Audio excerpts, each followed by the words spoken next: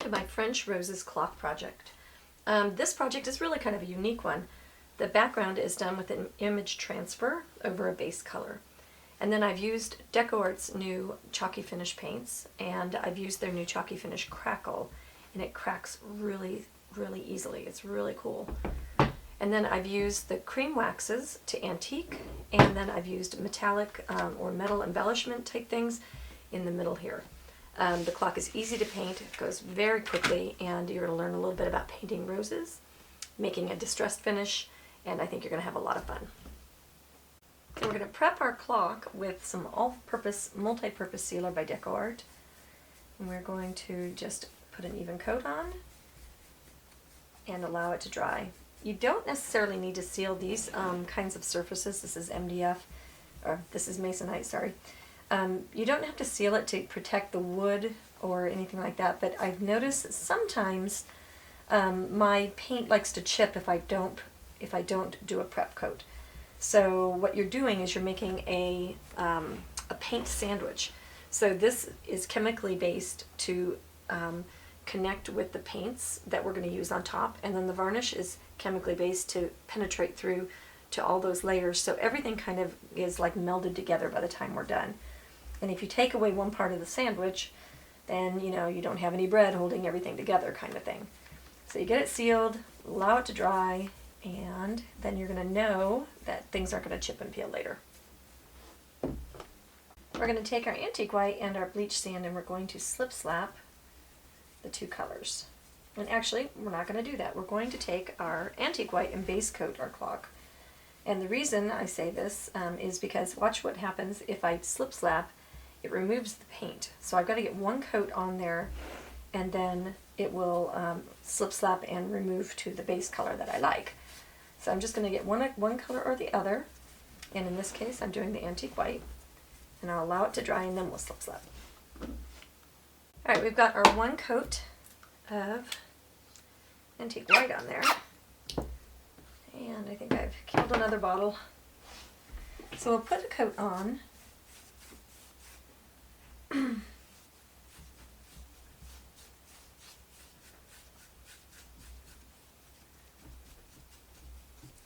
And then while it's wet, we slip slap into our other colors. Nice big slip slap. And that's just making a series of X's. It's going to give you a nice loose kind of dreamy background.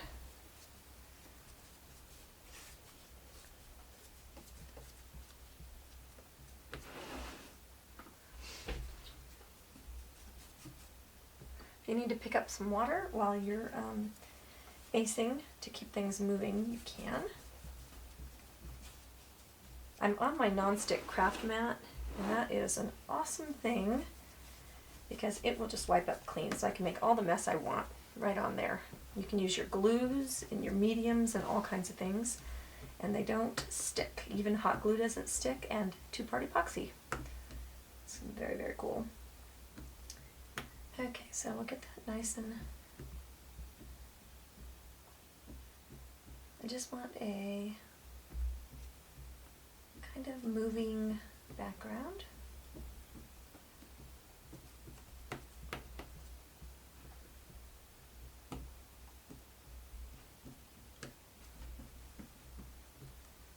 And I just keep doing it until I like the dreaminess of it.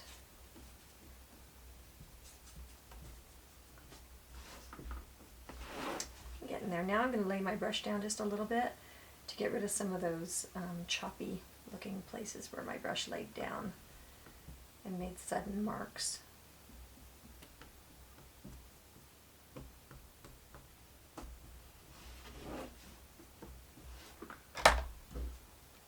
To clean my mat before I get it started so I don't loosen paint and get it on my piece, just squirt with water and use the handy scraper, and it just peels right on off. Very easy. And then I don't have to waste paper, and I've always got a clean surface. And you just wipe away with a paper towel, and all your mess is removed. I'm going to use my two-part clock stencil as a template. What I'm going to do is I'm going to mark out here. Let's see if that's going to show up. I'll switch leads. This goes from white to gray. I'm going to mark out here and use it as a template right now because that's where I'm going to want to keep my medium for my image transfer out there. And then I'm going to make a different color in the band area. So just get that lined up.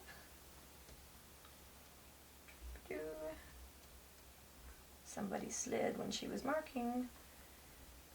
Okay, so just make sure I'm lined up good, and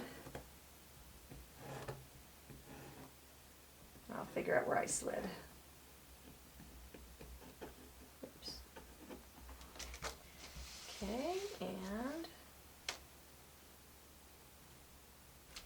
okay, I think I've gotten myself straight. Now I've got this great big giant Mod Podge brush that is 4 inches, and what's great about it is it's super duper short. If you use something longer, like one of these guys, it flops. See how much bend there is? It's very hard to manipulate your medium, and we really want our medium to go where we want it to. I've got Deco Arts Decoupage Medium in the matte. The reason we want matte is because we're going to paint over this, and you can't paint easily over something that is shiny and satiny. So I'll just load a little bit of this, and notice how fast it applies. It is just amazing. I'm going to smear my chalk pencil all over the place, and that will work out fine in the end. Half of these videos are about showing you what to do when you screw things up, and I'm pretty good about screwing things up. So, okay, now one thing that is going to happen is those chalk lines, because I'm screwing it up, are going to be embedded in my paint color. So I'm going to brush them away so that they're in this where I'm going to paint another color. That way it won't harm me. Alright, so nice and even is what we want. And we have a full line of these absolutely gorgeous papers. And they're printed in reverse so that you can image transfer. And what you're going to do is you're going to choose like what you want. I'm going to choose this area right here. I'm going to go ahead and put a coat of very thin medium on my paper.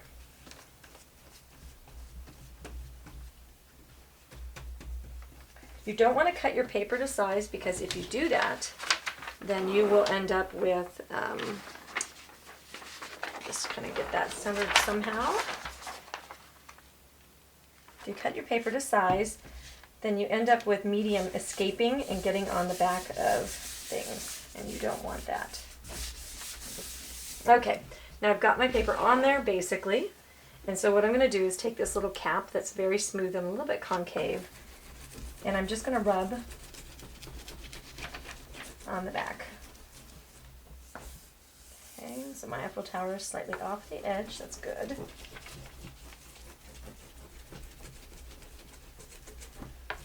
And we want to get all the air bubbles out. Now what you have to have in order to do image transfer is you have to have a laser image. Okay, and so that is not one of the like inkjet printers. It's got to be an actual laser. And to get color, you need to go to a copy store, or you need to order copies online. Okay, so I've got that nice and secured down. Now what I do is I hit it under the blow dryer, and what I've got is I've got just a regular blow dryer, and I've got a drink, a vise on drink holder. And what I do is I just put the blow dryer in the drink holder and then put this on a trash can below it, and then I blow dry it for like 10 minutes. Okay, so I have a warm but dry surface. Now what I'm going to do is I'm going to take my paper and I'm just going to go ahead and peel it away. Okay, I'll check the rest of that. We're going to take some water.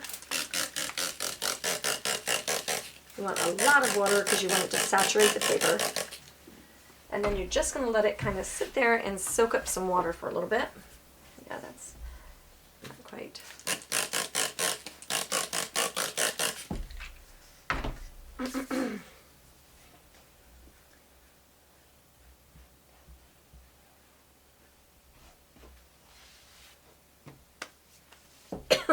And you can see that you're starting to see the images and everything through it. And you take your hand and you'll notice that you can start peeling away the paper. And what's happened is that the image that was printed on the paper, and the image on the paper and the medium have bonded together.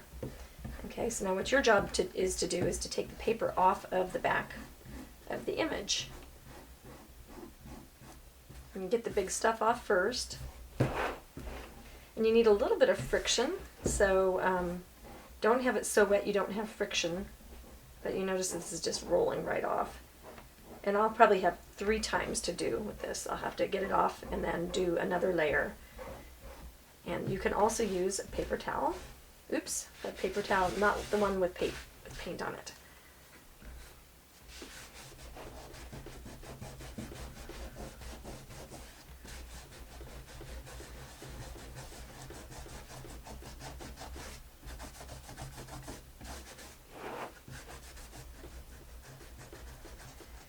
So right here, what you're seeing right there is a hole being dug in the paper. And so what that means is that's when you are rushing to do something, and if it doesn't dry completely, that's what will happen. But my secret for that is that we are going to put a great big giant rose right there. So it's not to panic. Now what I want to do is stop being abusive, because I don't want to end up with roses on everything. Okay, so I'll go ahead and hit the blow dryer again so that I can cure this down just a little bit more.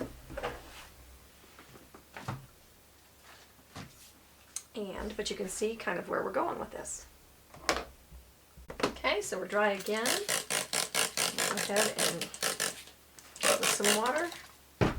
And then I'll be just a little bit more gentle so I don't end up with stuff everywhere. But so see how that's just releasing and coming off. And use your whole hand. You can use the paper towel, just be gentle. Really seriously, the best way to do this is to leave it to dry overnight. I always end up with deadlines and other things, so I end up not. But you won't have as many holes. And just scrape those little pills off, and you do it 2 more times. Now you can see that we're getting close. So I've dried it again 1 more time.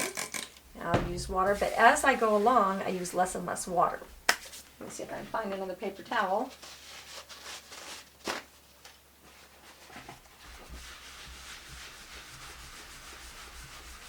I'll buff off the rest of it, and we should be ready to continue on with the project. I get better friction with my hand, unfortunately. See how you get these little baby pills now. I've got a new decor Crackle Medium that is used with the chalky paints, which is what I'm going to use on the outside edge of my clock. So what we're going to do is we're going to take our big brush, and I'll fish some out here, and we're going to apply a nice smooth coat to the outer edge of the clock. Okay, I've got the new chalky paints, and I'm going to take a little bit of this color that I don't know what it is. Is it vintage? No, they're all vintage. Nope, this one's New Life and this one's vintage. Okay, so I'm going to take vintage, and what I'm going to do is I'm going to just want to get like a little bit of a color. Yeah, don't stick the dirty knife into the green color. Okay, I think I just want a little tint of the New Life in my greenish blue to lean it towards an aged green. Just want ever so much. It's not going to take a whole lot. That's a pretty bright green. And maybe a little bit more. So maybe like 10 to 1, maybe. But I just sneak some in there until you like the green. That's really darn close to what I think I want. Maybe just a little here more. So when you're making a color or a mix, you always want to start out with just a little pile so you get an idea of your ratio, and then you can mix your big pile. And then you might also want to keep some cubbies, just little cubbies, and see about keeping a little bit of your mix. Okay, I think that's going to be really pretty. I think I'll stop right there, and then I'll mix my bigger pile. My Crackle Medium is almost dry. Okay, I'm going to apply my paint as close to my band as I can, and then I'm going to apply it in not overworked strokes and not directionally, because what will happen is it will crack in the direction that you're going. Even when it's already cracking. How cool. I love Crackle Medium. Don't overwork it and get out of there as soon as you can. Try not to go backwards because it will bite you in the butt every time. So you want to go next to places that are wet while you can quickly. And you want to do thicker paint for bigger cracks. And you can, I don't know if you can see this, it's really working well. I think Decor has really figured this out. I like this new medium.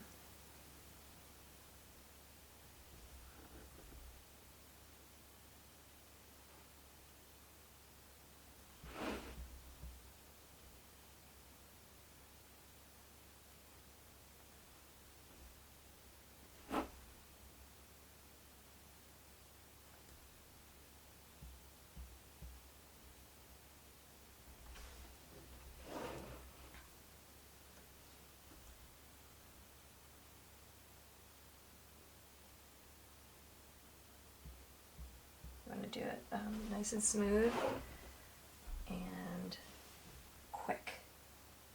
This is not one of those things to do when your grandkids are visiting, because any distraction will toast you.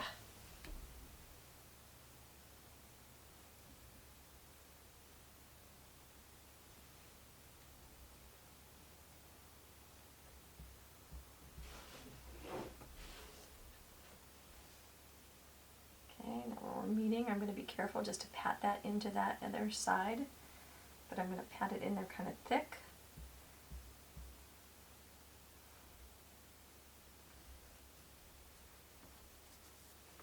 Okay, beautiful. I'm going to save my extra paint just in case I need any touch-ups. We're going to use our Mod Podge brush, and we're going to use the Americana Decor Ultra Matte Varnish. And we're going to just kind of secure everything that we've done so far under a coat of very matte, which means we're going to be able to paint on it, varnish.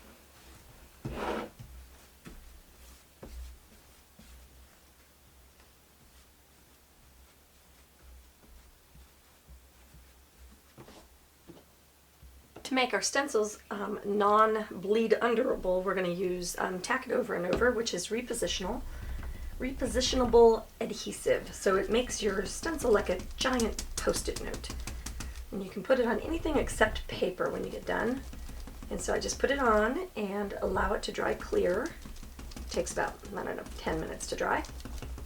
Not too bad. And then it'll stay sticky for all time, kind of. You can actually wash it and it won't come off. So you don't have to repeat this over and over again. I'm using this on top of wax paper, and then I'll remove it from the wax paper and just set it off to dry. Okay, I've got some metal powders here. I've got Statuary Bronze, which is kind of a little bit flat, maybe looking. I've got Bronze, which I think is, yeah, that's going to be too red, so we'll just put that one away. And I've got Rust. Rust is very warm and very kind of orangey, and I think that might also be a mistake. I think I'll use the Statuary Bronze. What you do is you just take some metal powders off onto your palette, and because I'm basing this clock, I'm going to need just a little bit more than I normally would. And because you're mixing the mediums, that means that you can make it so it will base coat in one step, unlike other metallic paints and things that don't ever base coat sometimes. Sure seems that way. So we'll go with a little bit of glass stain, which is the clearest, most transparent, and awesome finish that you can get. And I'll just go in and mix a very nice and thick metal powder mix. Oops, and throw it into my medium for my roses. Pardon me. And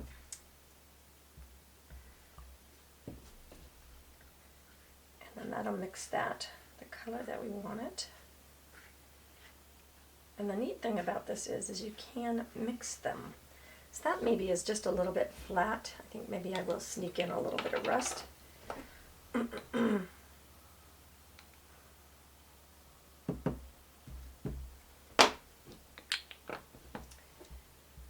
warm that color up just a little bit. Yeah, it's prettier.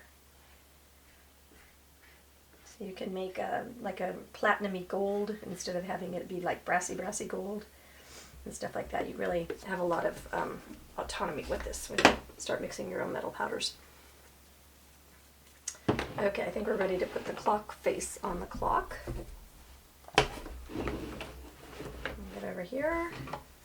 Okay, this is pretty straightforward. You're just going to use some espresso and tap it off on a paper towel. You want to keep your lines as crisp as possible.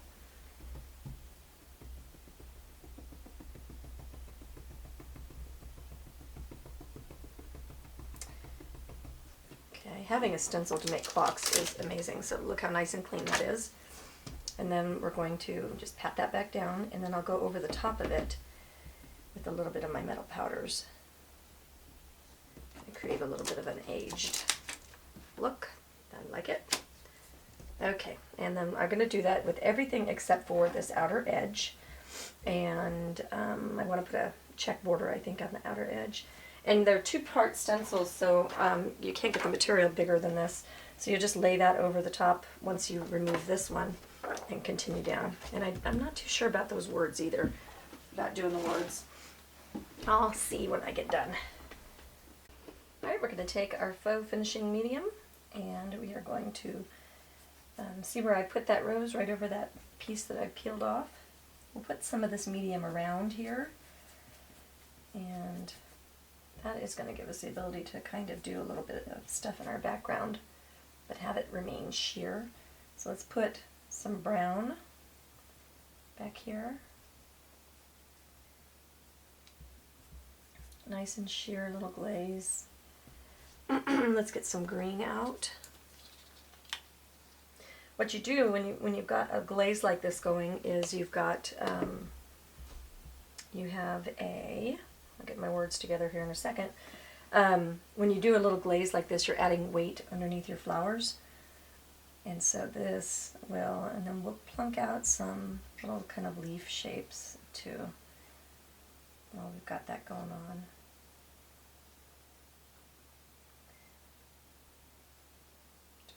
I'm just pressing and got the medium, so I've got sheerness going on, but we want to have weight for our flowers to sit on.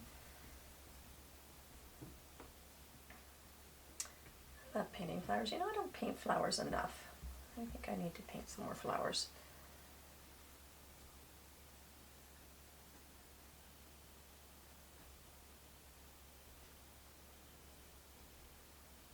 Okay.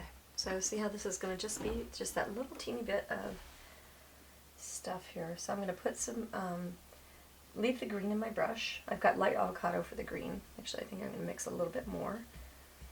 And mix it in with my raspberry. And give myself a nice base there.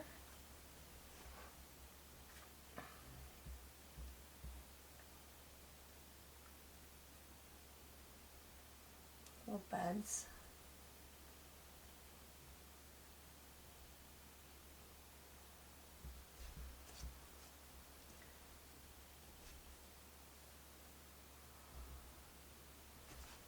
Okay, I'm loving it already. I feel like I could leave it right now and I'd be okay with that. We'll go into a brighter green, Hauser light green.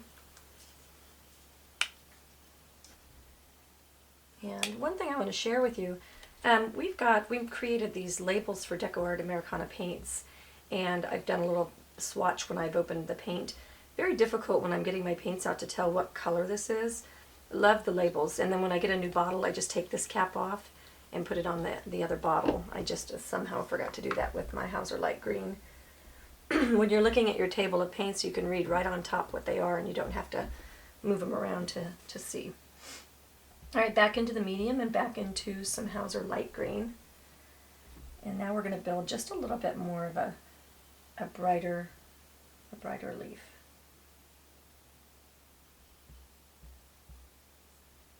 Okay, same thing up here.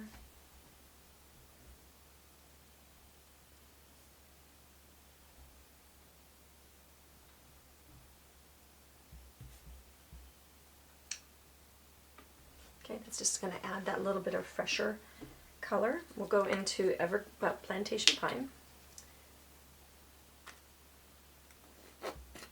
And we'll just load our dirty brush with medium and stuff into Plantation Pine. And we'll go ahead and just shade back one sides of some of these leaves.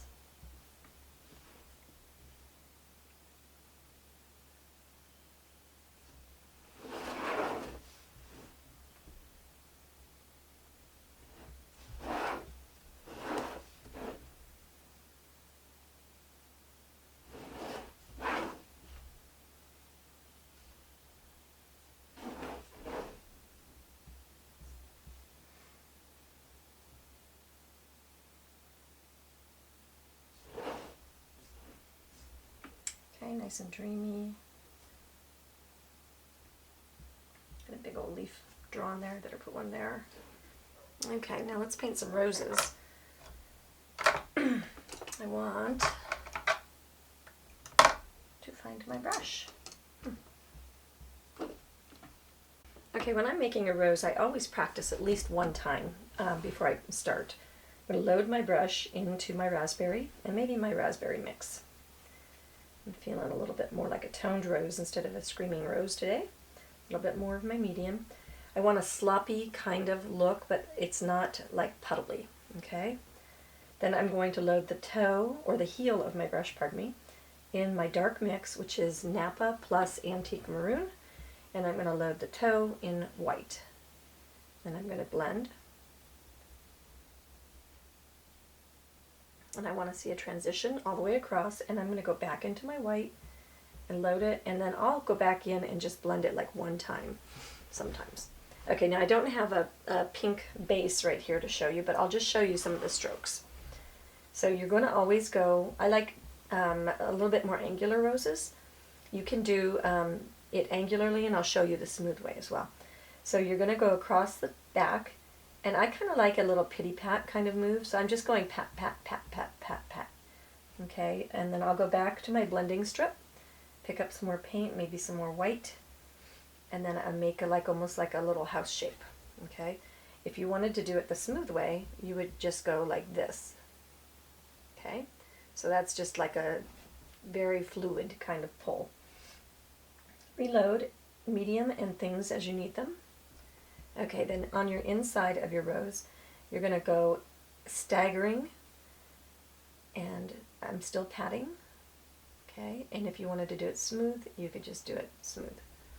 Okay, but see how those little open spaces give you, oh, maybe more of a illusion of there's a petal there doing something. Okay, and for our middle, it's just going to be one little stroke. Okay, and same thing here. And then I always like to put my brush down on both sides of where I'm going to start, so it's right even with the bottom of that. Be really careful to keep this part tight. Otherwise you end up with a really throaty looking rose, and they're not very pretty.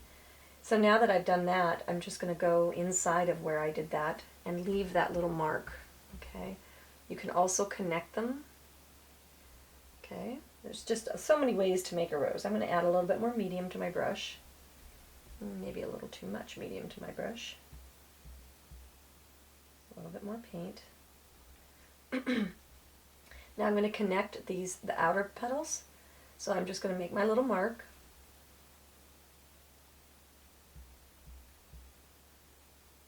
Okay. The same thing here. You could just totally, make it smooth and fluid.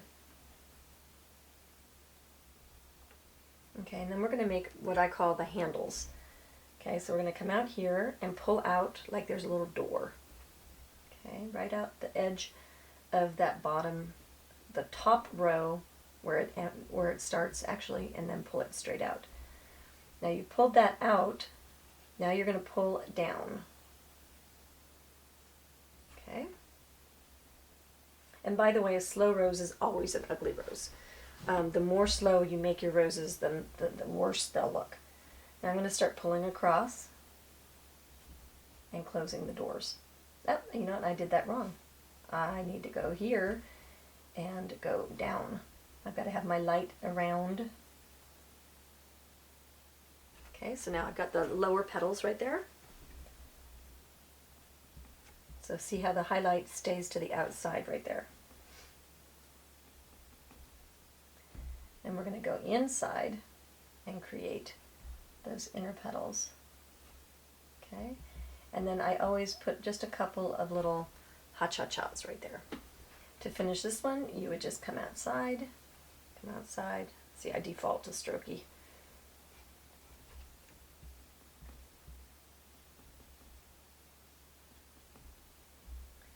Come outside. Okay, so you have two different kinds of roses. Now we're going to get ready and put one on our piece. Pardon me.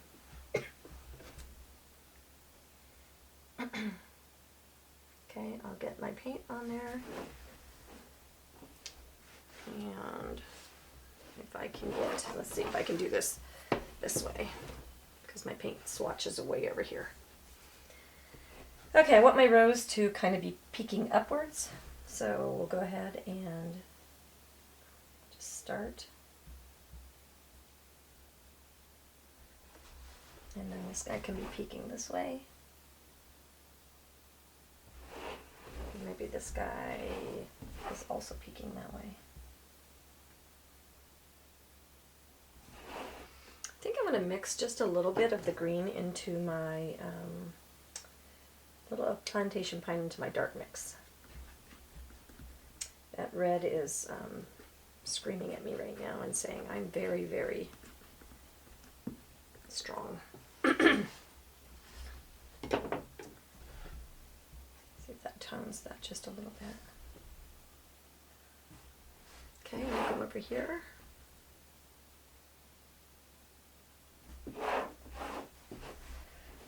And then we'll come back down to the bottom. And by rotating around and doing different parts, it gives your rose time to set up just a little bit. I'm trying to make these guys really tight and kind of loose. Our little buds are just going to be little encapsulated strokes here. I could switch to a smaller brush, but the smudge adds some charm.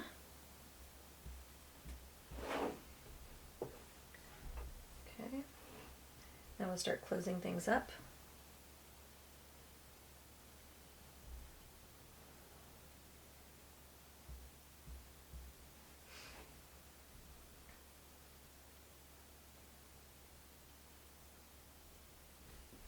Little messy stroke rose.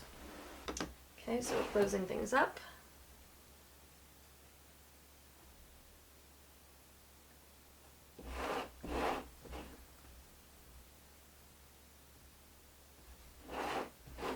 Okay, and now we'll make this guy our anchor.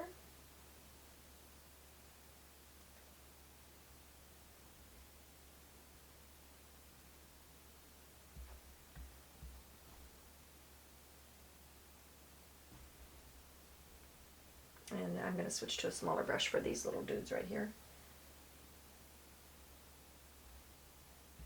And just do the little ha-cha-chas right there. Okay, and that's the size of our rose. I'll switch to a smaller brush to finish these dudes. Our rose is not finished yet. Oops, and I didn't center load.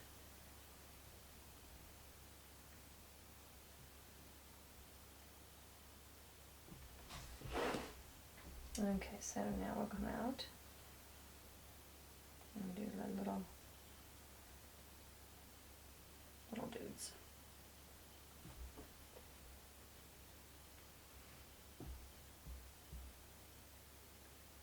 You'd be surprised how big a rose you can paint with a little brush.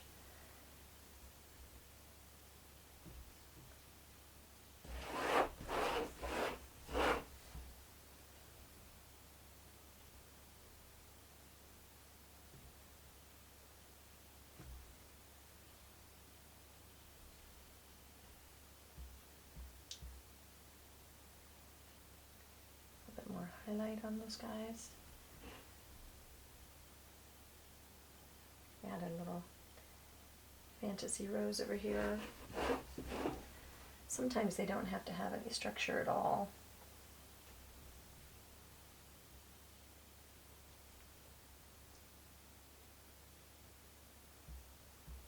Just the shape.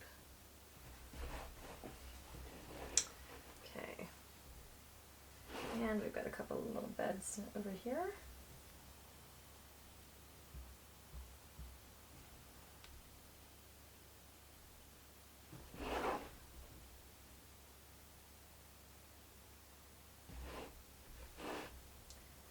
Sprinkle some out.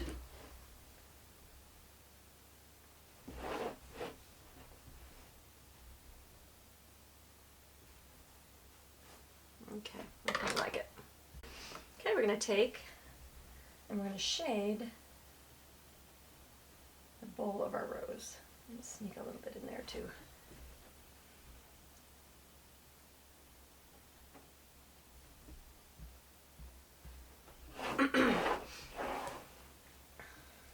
I'm going to go in the direction that your rose is painting in, so always turn your project. Shade the base of our little buds if we want to. I don't want too much weight out from the middle. Now I'll go into my medium and my light and my dark. That center load.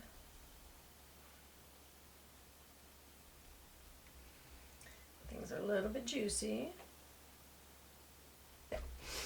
And then we'll give a couple of top strokes.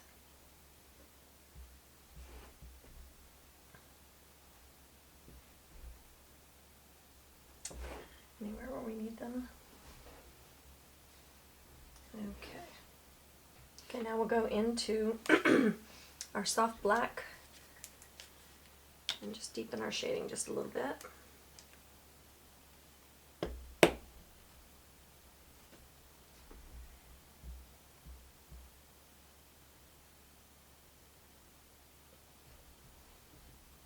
Just maybe on one side. And you know, I think my brush is dirty and it's not making me happy, so I'll go back in that and do that again.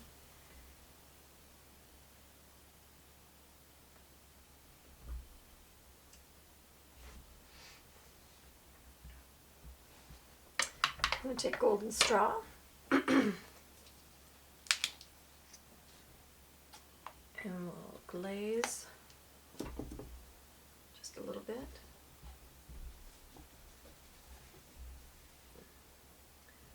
On one side, we'll do that, the highlight side, so we're just kind of scribbling.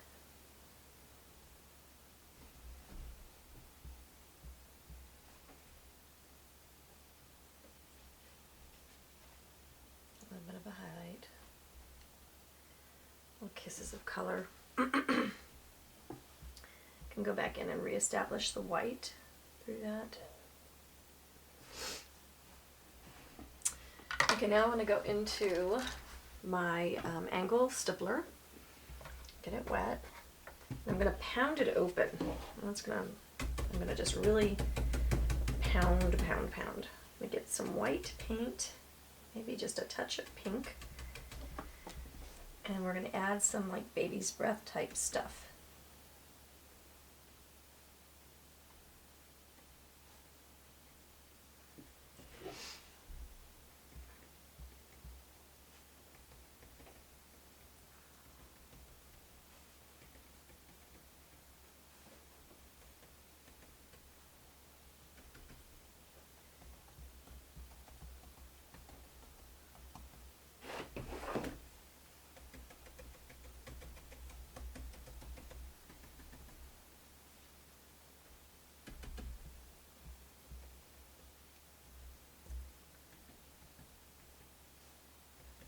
Get a little bit like a spray.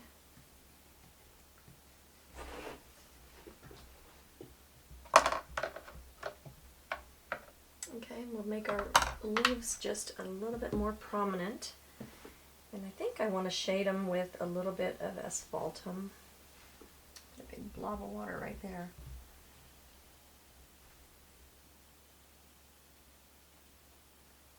I want there to be some stems, some brown in my leaves, a bit of aging.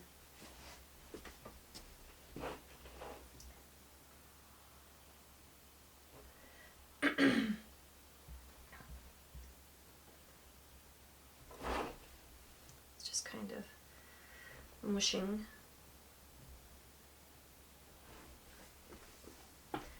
And we'll get a round brush and some plantation pine, and now we make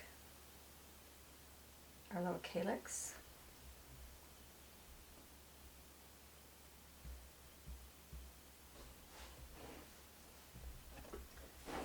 We can add a little bit of asphaltum to the plantation pine, just so we have that aged.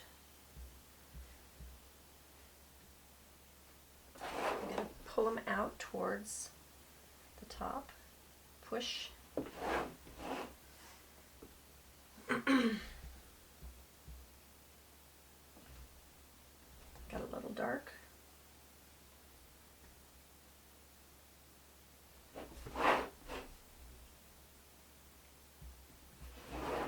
Okay, now we need a little bit of brambly, mixing plantation pine with the espresso. And now let's go ahead and bring out some brambles. So that's just touching. And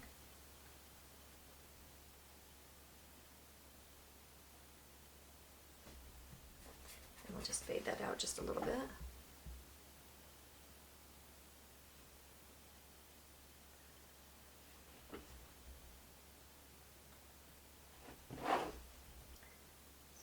Just a little bit of a reach.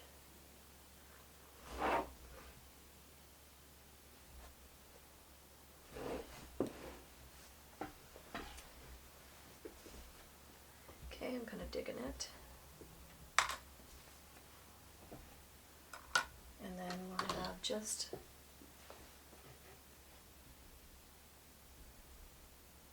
maybe a couple of soft little yellowy pink, yellowy white flowers.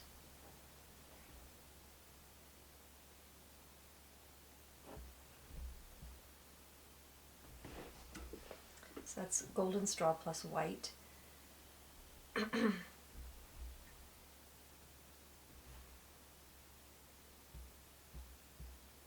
Just tap them in. And you can add more white where, like over here, they're not showing. It could be like a little bit more of a whiter flower.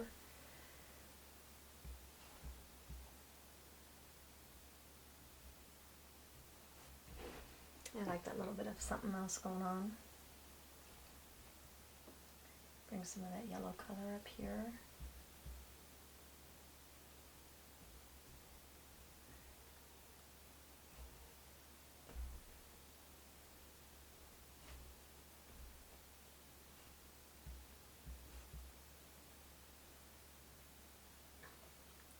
Don't be afraid to go right on top of your rose. It's a little cluster of flowers, so we would have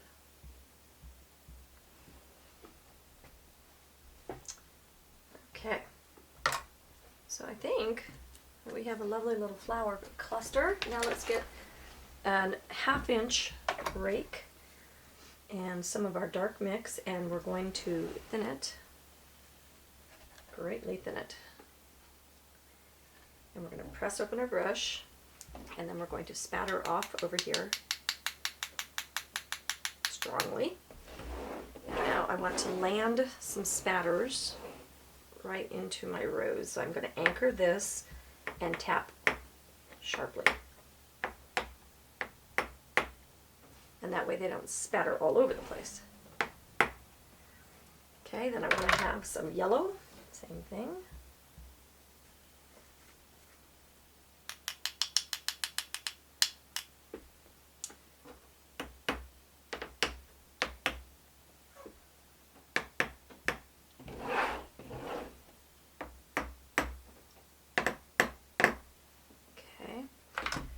think some plantation pine, that's not, yeah, plantation pine.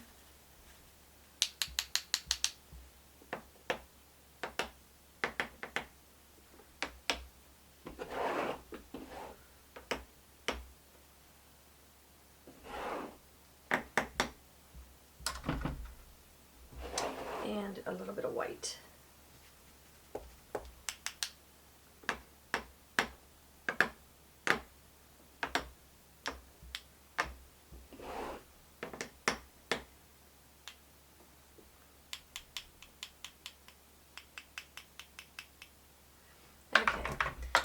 Now up in our around area, I think that we need some antiquing and some other things. So let's see what we need.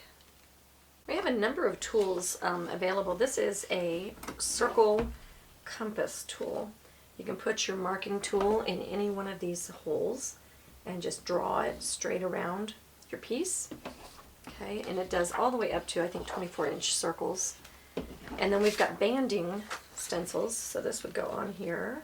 You'd center it, and then you could make a band at even increments, and then there's banding stencils for odd increments as well.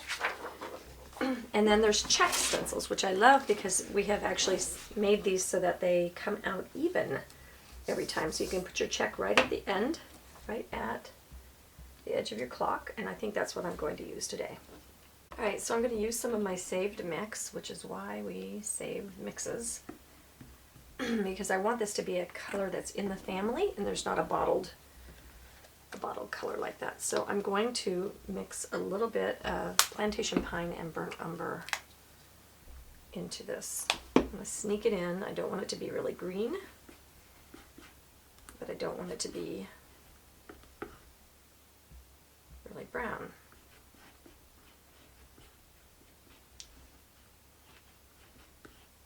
Are we getting darker at all? Not very much. So let's go browner and less green. Okay, I think that's going to be enough.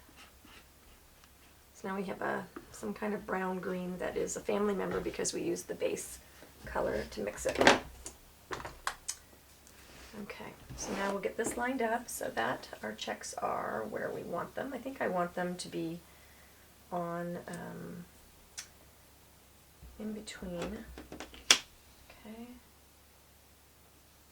And then what you do is you just go here, always kind of blot off, and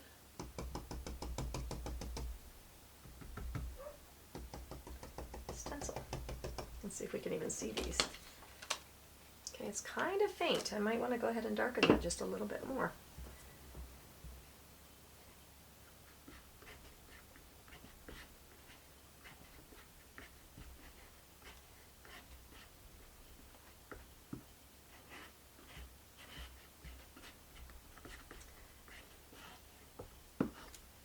And so when we're talking instructions, you're going to put enough in so that it goes with the color that you mixed. And that's going to be an eyeball it kind of moment. I like the idea that the checks are going to be not strong. Okay, so that's our check. Now I can go into the green and the brown mix and I can go ahead and just kind of scumble over the top of them just a little bit to antique it. So now we're going to slide this around, line up our circle in the middle with our checks that we've already painted, and our edge. Go. See how fast this goes.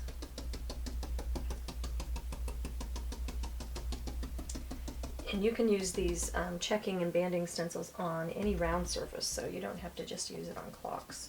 Whoops, no sliding. I don't have tack it on the back of this because I want to be able to move it quickly and easily. Yeah, I like just that little bit of check. I think that's a good touch. In case in point, you see how we have these lined up and these lined up, and we have just a beautiful thing. I didn't have to measure it, and I wouldn't have, and it would have been not professional looking. And that is something I'm really bad about, is not caring about checks if they're equal or whatever. If you really want to up your ante in your painting game, use some tools like this that help you create much more professional look. And I'm going to take the clear cream wax and I'm going to put it on my piece. Just a nice thin application. You can buff it to your desired sheen.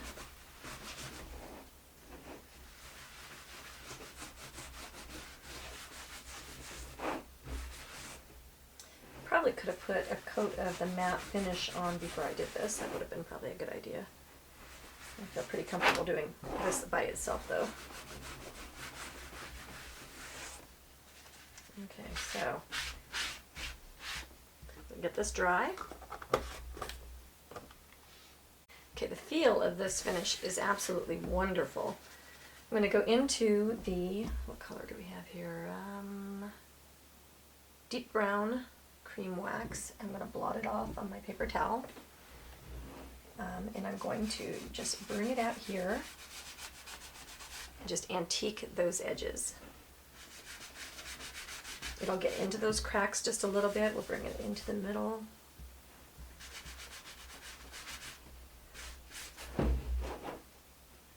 So give us just a little bit of aged look. Bring down our rose just a little bit, and you can wipe it back. So see, what we're doing is we're painting with our antiquing.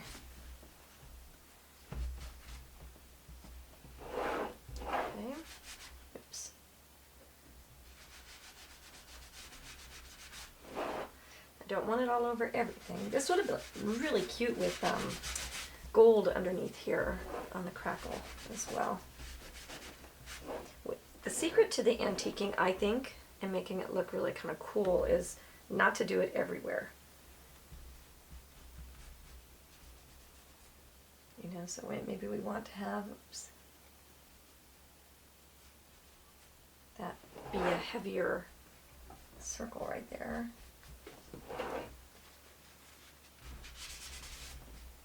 Okay, I can take a Q-tip and spit on it and go back out my highlights where I want them.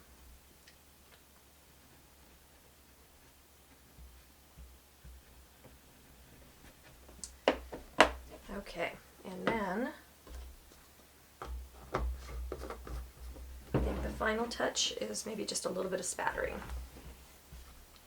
I make all these clever little metal attachments. They've got keyholes and little words. I think I'm going to put the journey word on here.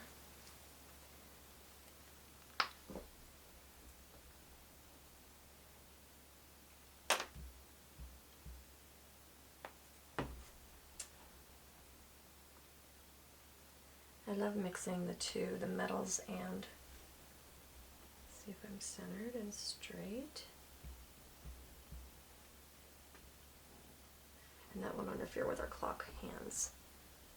There we go. Enjoy.